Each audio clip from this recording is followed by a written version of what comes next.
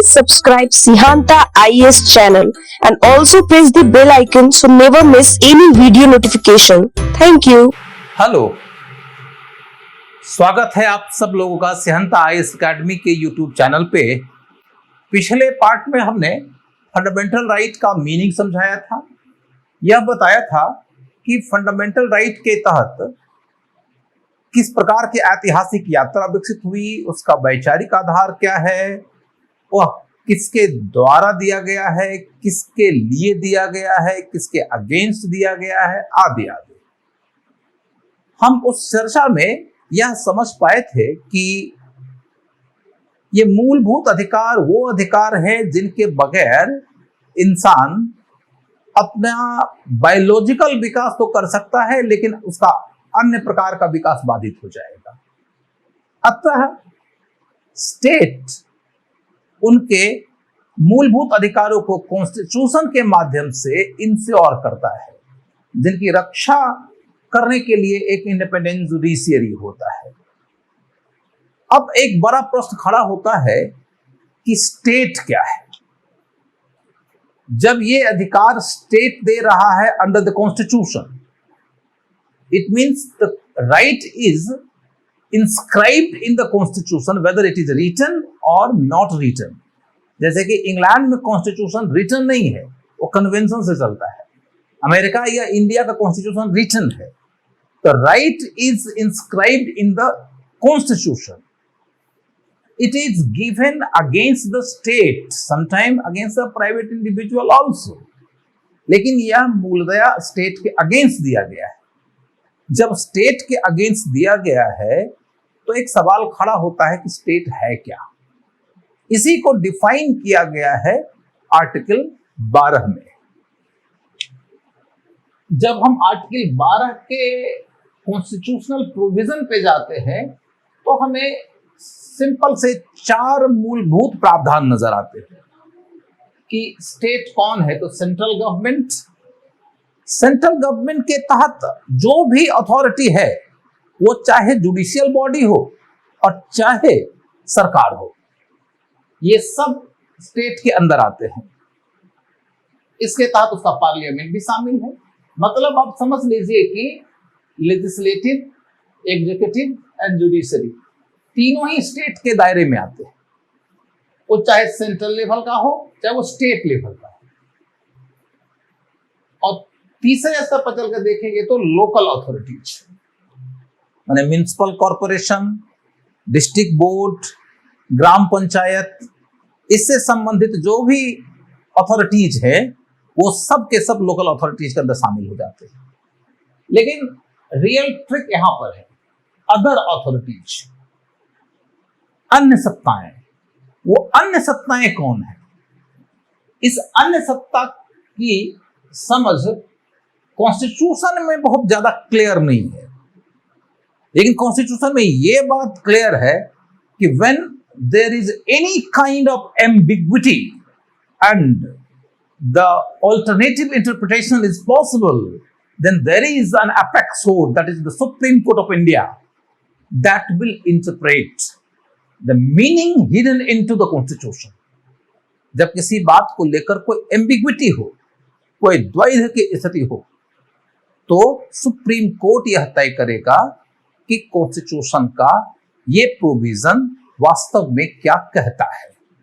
तो ऐसे में हमें इसकी समझ सुप्रीम कोर्ट के डिसीजंस के आधार पर विकसित करना पड़ेगा। लेकिन एक क्वेश्चन यहां पर यह भी ध्यान रखने लायक है कि सुप्रीम कोर्ट जब अपनी व्याख्या करता है तो वह कोई डिवाइन बॉडी तो है नहीं। वहां भी इंडिविजुअल्स का ग्रुप बैठता है, बेंचेस बैठते हैं, वहां लोग होते हैं, बहुमत के आधार पर फैसला होता है। ऐसे फैसले ह्यूमन रेशनैलिटी से प्रभावित होते हैं। यद्यपि कि हम उसे अंतिम जस्टिस आधारित डिसीजन मानते हैं, लेकिन हम देखेंगे कि सुप्रीम कोर्ट के फैसले विकास की एक यात्रा से गुजरते हुए अभी तक के स्तर तक पहुंचे हैं। यहां आपको समझना यह है कि एक सामान्य अवधारणा है कि सुप्रीम कोर्ट ने जब कह दिया वो तो अंतिम बात होती है। वो अंतिम अथॉरिटी है, अंतिम ट्रुथ नहीं है। ये ध्यान रखिएगा, अंतिम ट्रुथ कभी होता नहीं है। अंतिम ट्रुथ का दावा सिर्फ और सिर्फ वो करते हैं जिन्हें ट्रुथ की समझ ही नहीं है।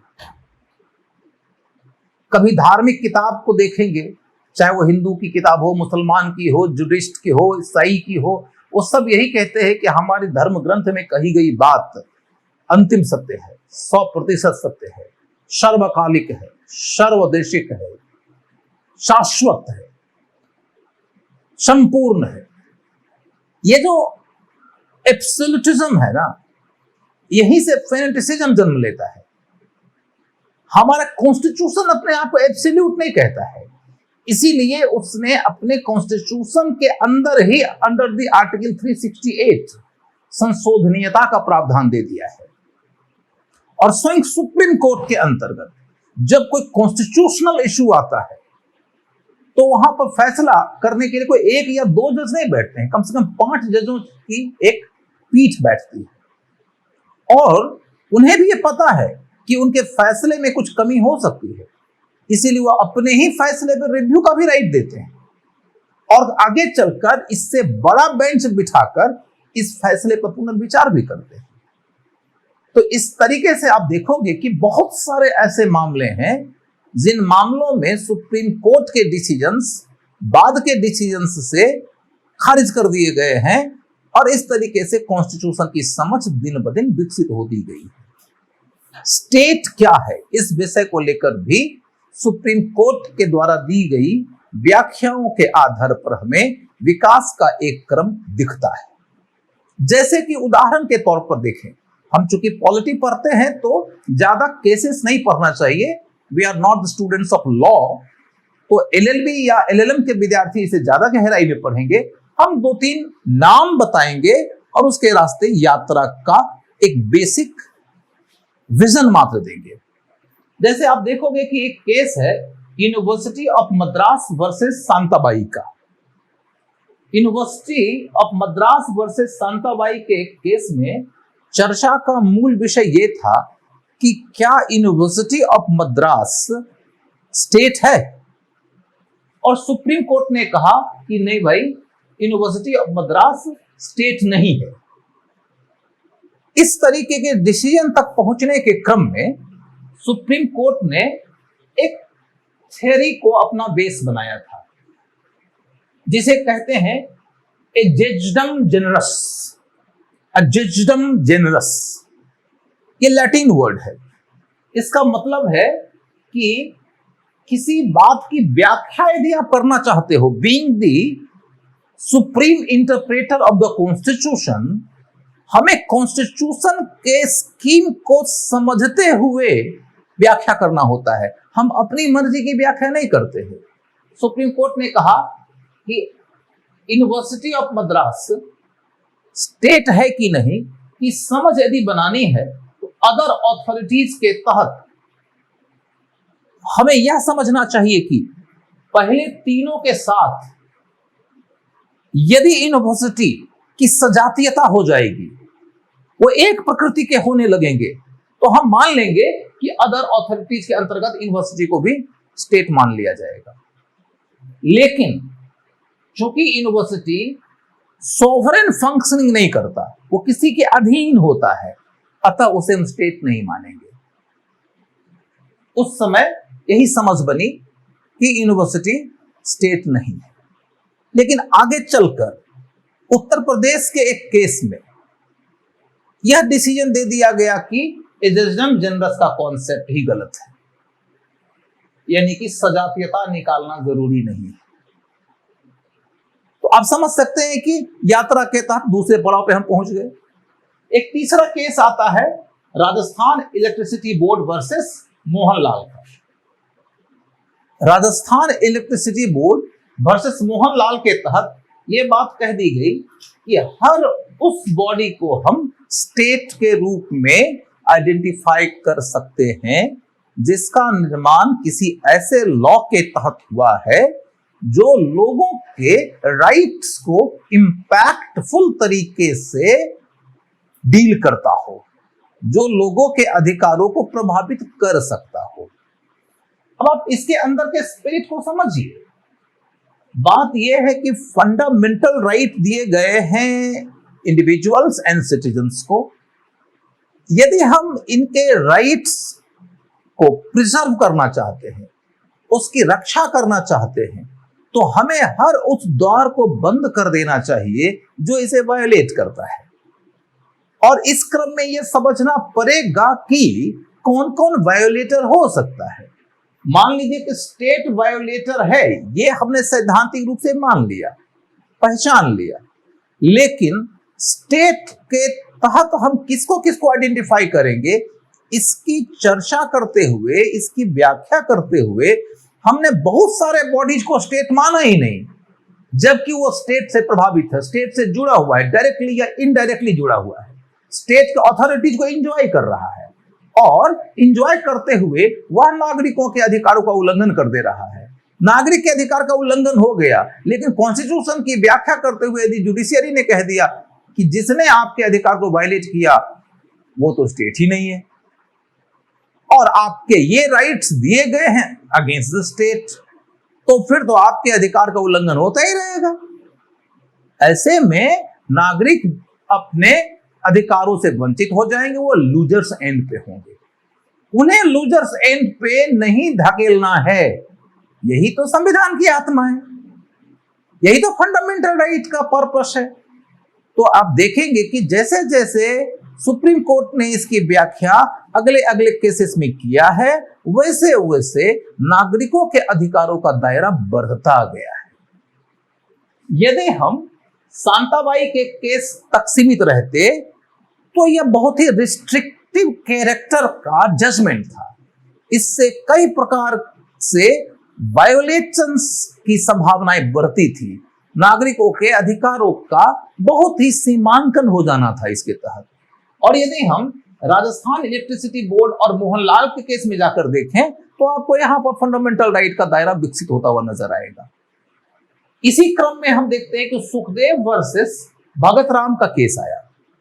इसके तहत यह डिसीजन हुआ कि वित्तीय उद्देश्यों से, व्यावसायिक उद्देश्यों से बनाए गए ऑर्गेनाइजेशंस को भी स्टेट के तौर पर हम पहचान सकते हैं। जैसे कई सारे ऐसे पब्लिक सेक्टर अंडरटेकिंग्स हैं, जैसे एयरपोर्ट अथॉरिटी ऑफ इंडिया है या फिर ओएनजीसी है, जैसे एलआईसी है। इस तरह के बॉडी जो व्यवसायिक कार्य करते हैं उन्हें भी हम स्टेट के तौर पर आइडेंटिफाई करेंगे, क्योंकि वो बतौर स्टेट भले काम नहीं कर रहे हो डायरेक्टली, लेकिन स्टेट की अथॉरिटी लेकर काम कर रहे होते हैं, स्टेट का असिस्टेंस लेकर काम कर रहे होते हैं, पब्लिक मनी को उसमें इन्वॉल्व होता हुआ हम देख सकते हैं। और यदि पब्लिक मनी इन्वॉल्व है, पब्लिक अथॉरिटी इन्वॉल्व है, पार्शियली इन्वॉल्व है, इनडायरेक्टली इन्वॉल्व है, और उसके तहत उसको प्रैक्टिस करने वाली अथॉरिटी ने अपने को स्टेट के रूप में एक्सेप्ट नहीं किया और नागरिकों के अधिकारों का अतिक्रमण कर दिया, तो कौन है लूजर? अंतुगतवा नागरिक। और क्या है कॉन्स्टिट्यूशन का पर्पस? नागरिक के अधिकार को प्रोटेक्ट करना। तो इस तरीके से देखेंगे कि सुखदेव वर्सेस भगत राम का जो केस है उसने फंडामेंटल राइट की यात्रा को और भी अधिक समृद्ध कर दिया। इसी क्रम में हम देखते हैं कि अभी लास्ट इस तरह का बढ़िया जजमेंट अजय हसिया वर्सेस खालिद मुजीद के केस में आया है। अजय हसिया वर्सेस खालिद मुजीद के केस में सुप्रीम कोर्ट ने कुल 6 पैरामीटर दिया है, 6 पैरामीटर्स दिया है, जिसके आधार पर हम इस बात की पहचान कर सकते हैं कि कोई भी ऑर्गेनाइजेशन स्टेट है कि नहीं। अब इन 6 पैरामीटर्स को डिटेल में जानना आपकी जरूरत की चीज नहीं है, लेकिन मोटे तौर पर आप समझिएगा कि जिसके पास में स्टेट की तरह अथॉरिटी है, जिसके अंदर स्टेट का शेयर होल्डिंग एब्सोल्यूट फॉर्म में हो, जहां स्टेट बड़े पैमाने पर फाइनेंशियल कंट्रीब्यूशन कर रहा हो, जहां स्टेट ने किसी भी ऑर्गेनाइजेशन के मोनोपोली को प्रोटेक्ट किया हो, जो स्टेट के साथ में कोऑपरेशन में काम कर रहा हो, जहां स्टेट ने अथॉरिटी ट्रांसफर कर दिया हो, इस तरीके के बॉडी यदि हमारे समक्ष होते हैं तो हम उन्हें स्टेट के रूप में ही आइडेंटिफाई करेंगे। मोटे तौर पर हमने इसके तहत यह चर्चा स्पष्ट तौर पर कर लिया कि what is the meaning of state under this part of the constitution.